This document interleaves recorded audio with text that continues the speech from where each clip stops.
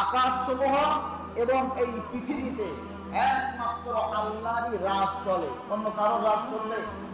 অন্য কারোর কথা চলবে? সৃষ্টি যার হুকুম চলবে তার, সৃষ্টি যার হুকুম চলবে তার। আল্লাহ যেটা নির্ধারণ করেছেন, হুকুম করেছেন, সেটা আমি আর আপনি মানতে বাধ্য। যদি মানি তবেই কিন্তু আমরা কিয়ামতের দিন নাজাত পাবো, জাহান্নামের আগুন থেকে বাঁচতে পারবো। আর যদি না মানি তো আল্লাহ পাক বলছেন কঠিন আযাব তোমাদের জন্য অপেক্ষা করতেছে। এরপর আল্লাহ কি বলেন দেখেন, ইয়ালামু সিররাকুম ওয়া জাহরাকুম ওয়া ইয়ালামু মা তাকসিবুন। খুব গভীরভাবে মনোযোগ দিয়ে শুনতে হবে। আয়াতটা খুব ইম্পর্টেন্ট একটা আয়াত। আল্লাহ বলছেন যে তোমরা যেটা প্রকাশ্যভাবে করো সেটাও আমি আল্লাহ দেখতে পাই। সুবহানাল্লাহ বলবেন না? প্রকাশ্যে যদি আপনি নামাজে আসেন, প্রকাশ্যে আপনি দান করলেন, এই দান করাটা প্রকাশ্যে আপনি নেকির কাজ করলেন, এটাও আমার আল্লাহ পাক দেখে। প্রকাশ্যে যদি আমি আর আপনি কোনো গুনাহ কাজ করি, সেই গুনাহটাও আল্লাহ দেখেন। কি বলছেন? ইয়ালামু সিররাকুম।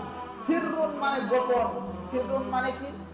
গোপন। গোপনে কোনো বান্দা যদি কোনো পাপ করে, রাতের অন্ধকারে, মাঠে কেউ নেই, জমির ধারে কেউ নেই, জমির থেকে যদি কেউ একটা সেই অন্য ভূঁইয়ের ফসল যদি আপনি আত্মস্থ করে নেন, নিজের মানে ঝুলাই আপনি ভরে নেন, আল্লাহ পাক রব্বুল আলামিন বলছেন জমির মালিক নাই, কিন্তু আমি আল্লাহ পাক তো আছি।